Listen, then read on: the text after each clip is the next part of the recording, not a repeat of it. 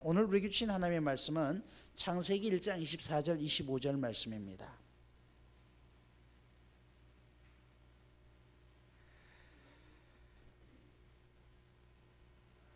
하나님이 이르시되 땅은 생물을 그 종류대로 내도에 가축과 기는 것과 땅의 짐승을 종류대로 내라 하시니 그대로 되니라. 하나님이 땅의 짐승을 그 종류대로 가축을 그 종류대로 땅에 기는 모든 것을 그 종류대로 만드시니 하나님이 보시기에 좋았더라.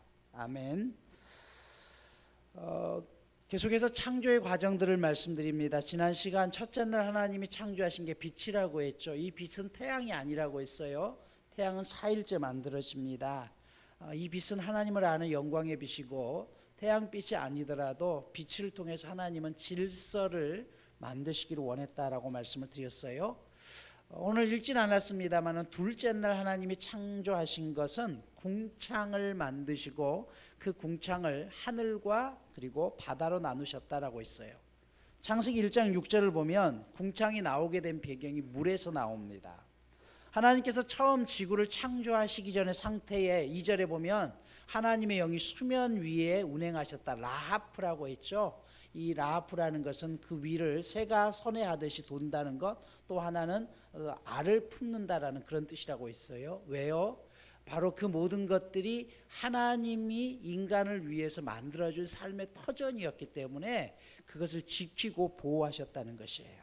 자, 그런데 이 지구의 상태가 처음에는 물의 상태였다라고 말씀합니다. 물은 생명의 근원입니다. 물이 없는 것은 절대로 생명체가 살 수 없죠.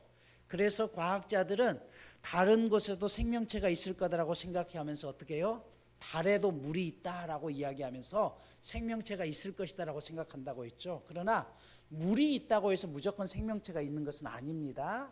이 지구상에, 이 우주에 생명체는 지구에만 있음을 분명하게 말씀을 드렸어요.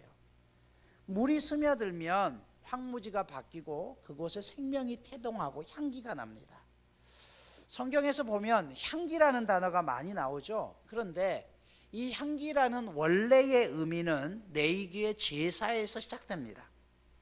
네이기의 제사는 오늘날로 쉽게 말하면 제물을 태우는 것이에요. 제물을 통째로 태우는 그 냄새가 결코 향기로운 냄새가 아닙니다.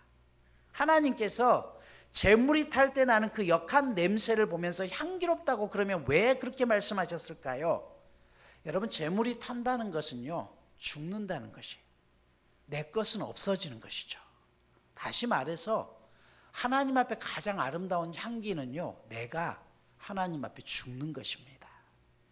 내 모습이 드러나지 아니하고 그곳에 하나님만 드러나는 것이에요. 바로 하나님이 말씀하시는 이 향기는요, 섬김과 희생, 죽음의 향기를 이야기합니다. 왜 이런 말씀을 드릴까요? 여러분, 하나님께서 천지를 창조하셨다라는 사실을 믿지 않으면 절대 창세기는 열려지지 않아요. 바로 여기에 필요한 게 믿음이고 순종입니다. 나의 생각이 죽을 때 하나님의 창조의 역사가 시작되는 것이에요. 내가 죽지 않으니까, 내 생각이 죽지 않으니까 하나님의 말씀이 믿어지지 않는 것이죠. 내가 죽지 않으니까 당연히 그곳에 예수 그리스도의 향기도 드러나지 않는 것입니다. 시편 1편을 보면, 창세기를 강의한 시편 새벽기도 때 이 말씀도 드렸습니다만 시편 1편에 보면 복 있는 사람에 대해서 설명하면서 이런 것 저런 것 잡다한 거 다 잘라내고 단 한마디 말로 핵심을 이룹니다. 누가 복 있는 사람이냐? 복 있는 사람은 오직 하나님의 율법을 즐거워하며 밤낮으로 그 율법을 묵상하는 사람이 복 있는 사람이라고 이야기해요. 여러분, 밤낮으로 하나님의 말씀을 묵상한다, 우리가 묵상한다라는 단어 하니까요, 그냥 속으로 삼킨다라고 생각해요. 아니요, 묵상한다라는 원래의 뜻은요, 사자가 자기 먹이를 움키고는 기쁨에 겨워 으르렁거린다는 뜻이에요. 이건 내 거예요. 그래서 이거는 내가 먹을 수 있는 거, 다른 사람한테 뺏기지 않아요. 그래서 너무 기쁘다는 것이에요. 이 말은, 하나님의 말씀을 묵상한다는 것은 내가 지금 보고 있는 이 말씀은 다른 누구에게도 빼앗길 수 없는 것이고, 이 말씀을 내가 온전히 먹음으로 내 삶에 이것이 힘이 된다는 의미예요. 시인이었던 정호승 씨는요, 이렇게 얘기를 합니다.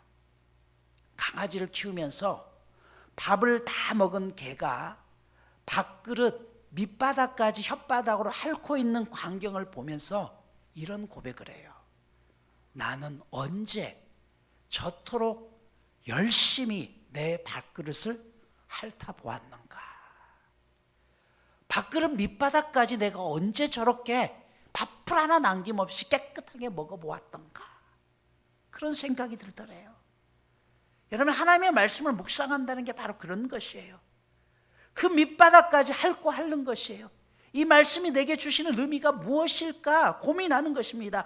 여러 번 읽는 것이 중요한 것이 아니라 정말 그 말씀 속에서 밥 한 톨까지 놓치기 싫어서 그 말씀을 내 삶으로 끌어내는 게 묵상한다는 뜻이에요. 요한계시록에 보면 사도 요한이 바다와 땅을 밟고 서 있는 천사에게서 작은 두루마리를 받는 장면이 나오죠. 그가 천사에게 손을 내미자 천사가 말합니다. 이것을 받아 먹어라. 이것은 너의 배에는 쓰지만 너의 입에는 꿀같이 달 것이다. 요한계시록 10장 9절에서 말씀하죠. 여러분, 이게 무슨 말씀이에요? 두루마리를 받아 먹으라니요. 이건 하나님의 말씀을 받아 먹으라는 것이에요. 그런데 입에서는 단데 속에서는 쓰대요. 무슨 말이에요? 여러분, 우리가 하나님의 말씀을 귀로 들으면 꿀처럼 달 수 있어요. 야, 참 좋은 말씀이다. 그런데 내 뱃속에서 소화해낼 때는 쓰다는 것이에요. 이게 무슨 말이냐면 내 것으로 만들어내는 과정이 쉽지 않다는 것이에요. 그저 좋은 말씀이니까 듣고 귀로 흘려버리는 것은 너무나 쉽고 누구나 할 수 있지만 그 말씀이 내 안에 살아 움직여서 그것이 내 삶으로 나타난다는 것은 쓴 행동이에요. 이게 쉽지 않다는 것이에요. 그래서 내 뱃속에서는 그 말씀이 쓰다는 것입니다. 이 일을 위해서 필요한 게 뭐예요? 내가 죽어야 되는 것이죠. 죽지 않으니까요, 그저 좋은 말씀이다라고 귀로만 흘려버리고 내 삶의 변화도 일어나지 않는다는 것이에요. 이게 재물이 되어 죽는 것이고 이때 비로소 향기가 드러나는 것입니다. 이 시간 들려지는 하나님의 말씀 안에서 우리가 하나님 앞에 그런 거룩한 산 재물이 될 수 있길 축복합니다. 태초에 지구는 물로 가득 차 있었습니다. 그런데 그 물 가운데를 나누사 위로 올리셔서 윗부분을 하늘, 아랫부분을 바다로 구분하시고 그 사이의 공간을 궁창이라고 하고 인간이 살 수 있는 대기권을 만든 것이에요. 그러니까 물 덩어리였던 그것을 위로 올리셔서 그 대기권 위로 그것이 하늘이 되었고요. 그리고 밑에 쌓여 있는 게 뭐예요? 바다라는 것이에요. 이 물층의 역할이 사람들이 살기에 가장 좋은 습도와 온도를 형성해 주었습니다. 그래서 우리 몸에 해로운 모든 자외선과 모든 것들을 다 차단시켜 주었죠. 태초에 인류가 수백 년씩 살 수 있었던 이유는 바로 이 이유입니다. 창조과학자들에 의하면 처음 하나님께서 지구를 창조하셨을 때의 평균 기온은 가장 사람이 살기에, 옷을 입지 않고 살기에 편안한 27도였다고 이야기하죠. 이거는 옷을 입지 않아도 춥지도 덥지도 않은 상황이에요. 이때는 당연히 계절의 변화도 없었습니다. 계절의 변화는요, 노아 홍수 이후에 생긴 것이죠. 여러분, 왜 계절의 변화가 중요하냐? 계절이 변하면서요, 우리 몸은 자연스럽게 그 계절에 적응하고자 노력하면서 나이가 드는 것이에요. 이게 노화 현상입니다. 그래서 어른들 되면 어르신들 그런 말씀하시죠. 내 나이 돼봐 한 살 한 살이 달라. 이게 무슨 말이에요? 아닌 것 같은데 계절의 변화 속에서 내 몸이 그것에 적응하다가 그게 노화가 되는 것이에요. 그래서 보십시오. 항상 어르신들이 언제 제일 많이 돌아가십니까? 계절의 변화가 있을 때. 그렇잖아요. 이게 노화를 가져오는 가장 큰 원인인 것이에요. 노아의 홍수 때 이 하늘 위에 물층이 쏟아져 내리면서 온 땅을 뒤덮게 됩니다. 그래서 그냥 비가 아니라 그 물층이 쏟아져 내리고 결국 그로 인해서 온 땅이 잠기게 된 것이죠. 바로 이것이 둘째 날 이루어졌던 사역이에요. 하늘과 궁창을 만드셔 바다를 만드십니다. 셋째 날 사역은 땅을 만드신 사건입니다. 땅도 물에서 만들어졌다고 말씀해요. 창세기 1장 6절을 보면 하늘도 물에서 만드셨고, 9절에 보면 하나님이 이르시되 천하의 물이 한 곳으로 모이고 묻이 드러나라 하시니 그대로 되었다라고 이야기해요. 땅으로 내려왔던 물, 하늘 위에 물축이 있었고 땅에 내려왔던 물이 바다로 만들었다고 했죠. 그것을 또 어떻게 해요? 하나님이 말씀으로 그것을 밀어내시면서 모여있는 곳은 물이 되는 것이고 그 물이 빠져있는 곳은 땅이 되었다라는 것이에요. 물은 한 곳으로 모이라라고 했더니 바다가 되었습니다. 10절에 보면 하나님이 묻을 땅이라 부르시고 모인 물을 바다라 부르시니 보시기에 좋았더라라고 이야기해요. 여러분, 땅과 바다를 만드신 하나님께서 이 땅과 바다의 경계를 어떻게 정하셨을까요? 예레미야 5장 22절은 이렇게 말씀합니다. 여호와의 말씀이니라 너희가 나를 두려워하지 아니하느냐, 내 앞에서 떨지 않겠느냐. 내가 모래를 두어 바다의 한계를 삼되 그것으로 영원한 한계를 삼고 지나치지 못하게 하였으므로 파도가 거세게 이나 그것을 이기지 못하며 뛰노나 그것을 넘지 못하리라 라고 이야기해요. 하나님께서 뭐냐면 모래로 육지와 바다의 경계를 삼으셨대요. 땅이 물에서 만들어졌다는 사실이 우리에게 말씀하시는 바는 무엇이냐? 땅은 불안정하다는 것이에요. 그래서 각처에서 지금도 지진이 일어나죠. 그렇지만 하나님께서 그 바다의 경계를 모래로 막고 계시기 때문에 우리가 살아갈 수 있다는 것이에요. 여러분, 출애굽한 백성들은 이 사실을 직접 목격했습니다. 물은 벽돌이 아니에요. 그래서 물이 쌓일 수 없어요. 하지만 이스라엘 백성들이 홍해를 건널 때 뭐라고 했어요? 이 물이 벽을 이루었다라고 했어요. 이게 가능한 이유는 하나님께서 이 모든 것을 창조하신 분이기 때문에 물도 벽처럼 쌓을 수가 있었다는 사실이에요. 그것을 막고 계셨다는 것이죠. 창세기 1장에서 창세기를 기록했던 모세는요, 우리가 몸부쳐 살고 있는 이 세상이 온통 하나님의 숨결로 가득 차 있다라고 증언합니다. 하나님의 말씀이 이르자 혼돈이 사라지고 질서 있는 세상이 되었습니다. 빛과 어둠을 나눔으로 하나님이 시간을 창조합니다. 하늘과 땅을 나누시고는 지면에 있는 물은 한 곳으로 모아 바다라고 하고 묻은 땅이라고 명하심으로 공간을 창조하십니다. 그리고 사흘째가 되자 이런 혼돈은 극복되어지고 창조된 우주는 하나님 보시기에 좋았더라라고 이야기합니다. 하지만 하나님의 일은 끝난 것은 아니죠. 이제부터 하나님은 그 정리된 공간을 어떻게 하나씩 채우시기 시작합니다. 그 첫 번째 작품은 땅에서 나타나는 식물이었습니다.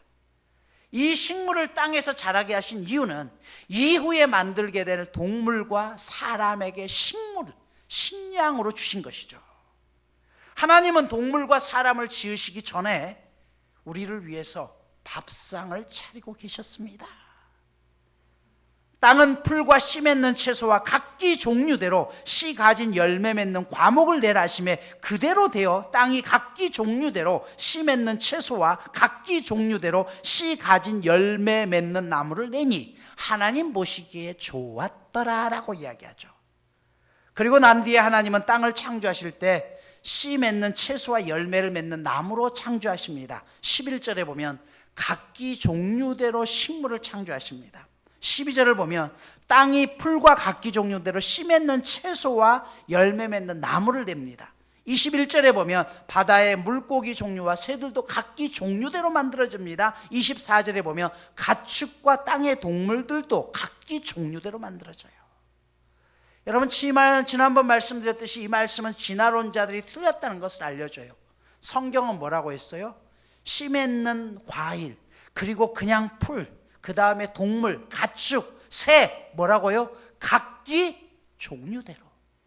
원숭이가 진화해서 사람이 된 것이 아니라 원숭이는 원숭이의 종류대로 하나님이 창조하셨다는 것이에요. 4일째 하나님은 만들어주신 하늘에 해와 달과 별을 채워 넣습니다. 5일째 그 바닷속에 물속에 각기 작은 생물, 그리고 공간 궁창 안에 하늘에 새를 만들어서 역시 채워 넣으십니다.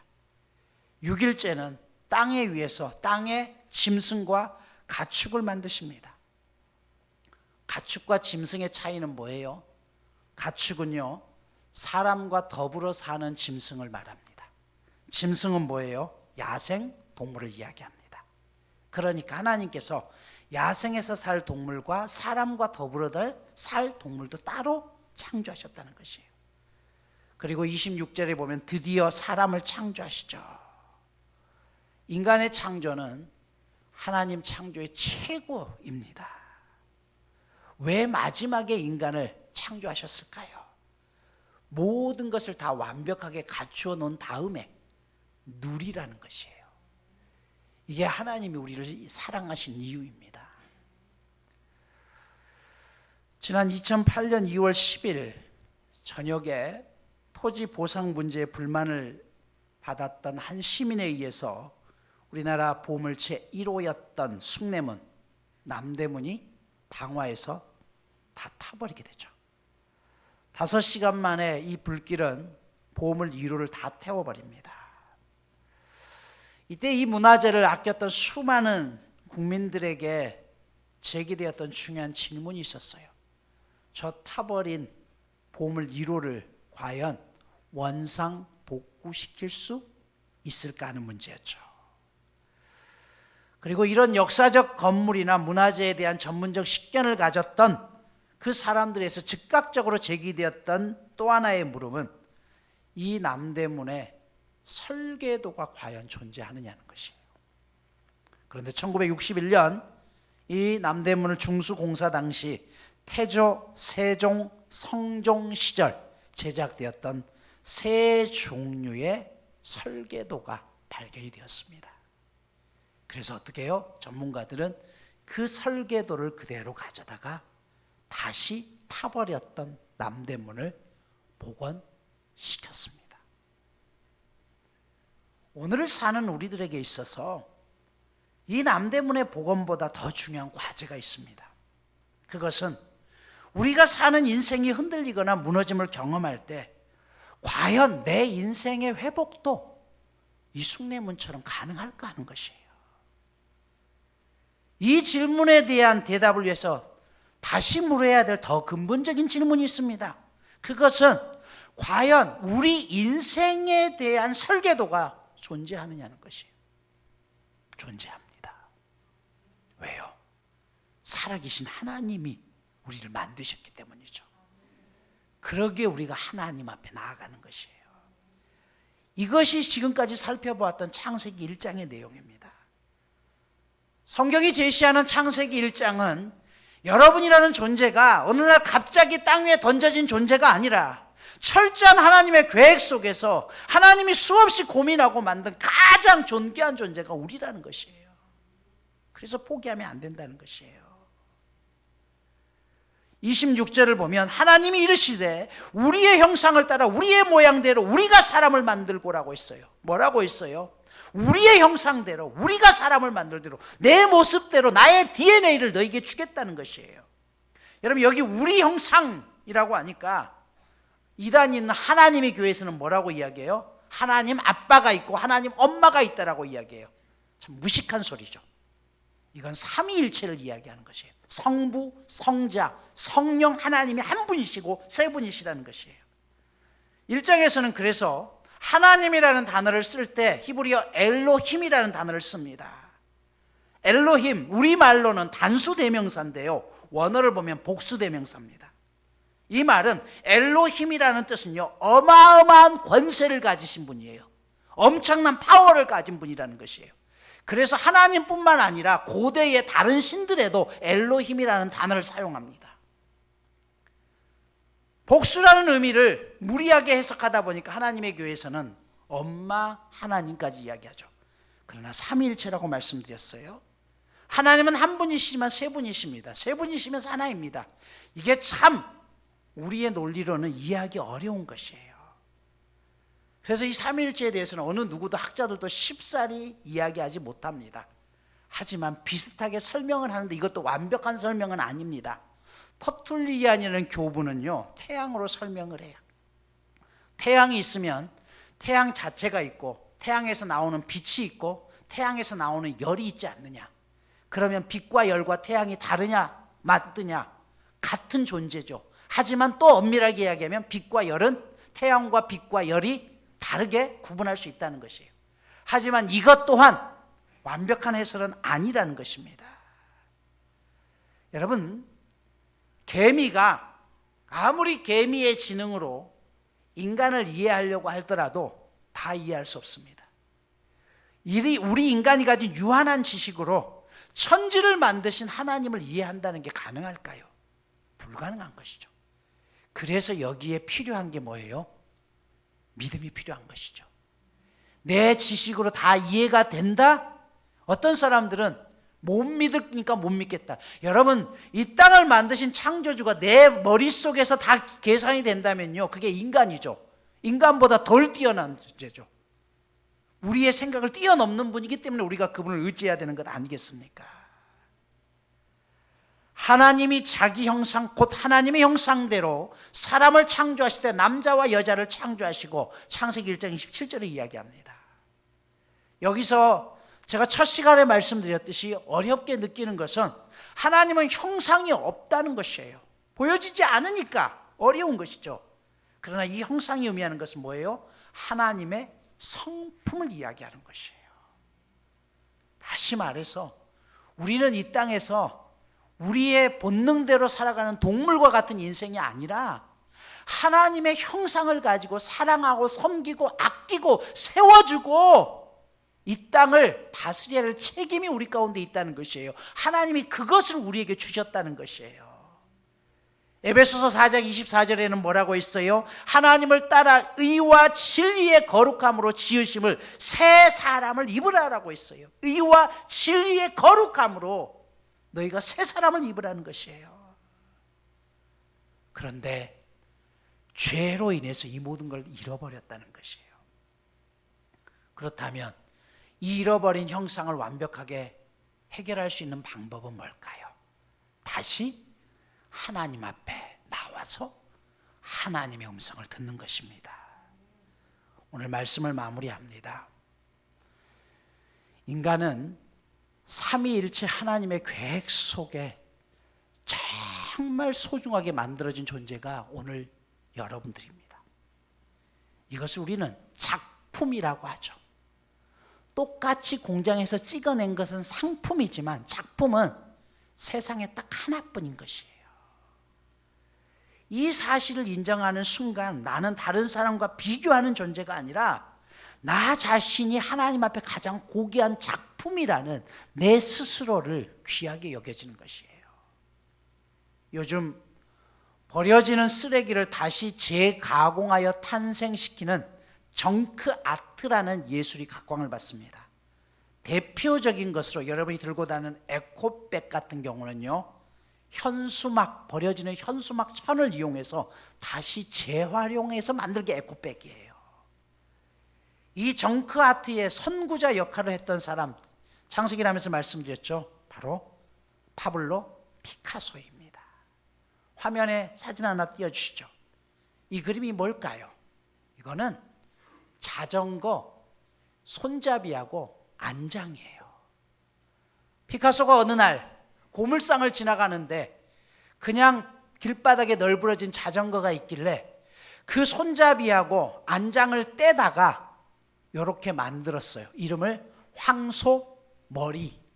보니까 그렇게 같죠? 황소머리 같죠? 여러분, 이게 그 고물상에 고철로 버려졌던 아무도 관심을 갖지 않았던 이게 파블로 피카소의 손에 만들어서 이렇게 해놓고 황소 완장이라고 하니까 이게 얼마에 팔린지 아세요? 300억에 팔렸어요. 300억. 여러분, 이해가 되세요? 쇠붙이 2개 갖다 놓고 300억이래요. 근데 이걸 가지고 가서 소장하고 있어요. 왜요? 이걸 재탄생시킨 사람이 누구예요? 피카소기 때문에 그래요. 여러분, 그렇다면 우리의 인생도 하나님 앞에 그렇게 있다는 것 아니겠습니까? 아무도 쳐다보지 않았던 고물이었지만 작가의 손에 들려지는 순간 수백억 원의 가치가 됩니다. 쿠르트 슈비터스라는 무제라는 작품을 하나 보여주십시오. 온갖 쓰레기를요 거울에다 갖다 붙였어요. 날짜가 지난 신문, 광고 전당, 넝마, 성냥, 심지어 담배 꽁초, 나무 껍질, 그거 갖다 놓고 이렇게 해서 작품이래요. 이게 수억 원짜리예요. 우리도 마찬가지입니다. 비록 사람들이 보기에 어떤 사람들은 나는 이 세상에 왜 태어났을까? 난 잘하는 게 뭐가 있을까? 난 남에게 과연 피해만 되는 존재 아닌가라고 생각할 수 있습니다. 그러나 나를 만드신 하나님의 손 안에 내가 온전히 들려질 때 내 인생이 다시 한번 하나님 앞에서 재창조될 수 있음을 믿으십니까? 제가 한 2, 3주 전에 건강검진을 받았어요. 모든 게 다 정상이래요. 한 가지, 우울증 진단을 받았어요. 우울해 보이십니까? 사실 제가 청소년기 때부터 우울증을 가지고 있었던 건 사실이에요. 그러나 그 모든 것들을 극복할 수 있는 이유는 하나님을 믿기 때문이죠. 하나님이 내게 주신 소명이 있기 때문에 그 우울증을 극복하고 지금까지도 여러분 앞에 이 말씀을 드릴 수 있는 것이에요. 하나님은 자신의 DNA를 가졌던 그 인간을 창조하시고 보시기에 심히 좋았더라라고 이야기했습니다. 사랑하는 여러분, 누가 뭐라고 해도 여러분은 하나님의 가장 귀한 작품임을 잊지 마십시오. 그래서 여러분 그 자체로서 하나님 앞에 가장 큰 위로고 기쁨이 된다는 사실입니다. 피카소를 인정하는 것은 그가 느낀 것을 위대하다고 인정할 때 가치가 있습니다. 그것을 인정하지 않으면 그림의 가치가 사라집니다. 여러분들에게, 우리들에게 피카소의 그림을 준들 우리는 보는 눈이 없어서 에이 이건 내가 그려도 이것보다 잘 그리겠다 집어 던지겠죠. 그러나 그 가치를 아는 사람은요 그걸 가장 귀하게 여깁니다. 하나님도 마찬가지입니다. 아무리 하나님이 내 인생의 창조주라고 이야기해도 그 가치를 모르는 사람들은 그깟 하나님 따위를 우리는 안 믿어라고 이야기하지만 하나님이 내 인생의 창조주시고 나를 새롭게 빚어주실 것을 믿는 사람에게 있어서 하나님은 그 무엇과도 바꿀 수 없는 가장 귀한 존재입니다. 그 하나님 앞에 우리가 남은 인생을 다시 새롭게 빚어 새로운 소망을 가지고 시작할 수 있는 저와 여러분 모두가 되시기를 축복합니다. 우리 옆 사람에게 그렇게 인사합시다. 당신은 최고의 작품입니다. 한 번 더 말합시다. 나도 알아. 이번 주 미션입니다. 우리 청년들이 매일 감사의 제목들을 카톡방에 올려요. 참 귀한 일이죠. 이번 주 여러분의 장점들을 하루에 한 가지씩만 올려서 우리 카톡방에 올려봅시다. 동산모임 가운데 자기를 여러분 자신을 사랑할 수 있어야죠. 그래서 잘난 척 한다고 해도 괜찮아요. 잘났으니까요. 그렇죠? 여러분 잘났잖아요. 카톡방에 여러분 장점을 하나씩 올리면서 그 안에서 함께 한 주간도 승리할 수 있길 축복합니다.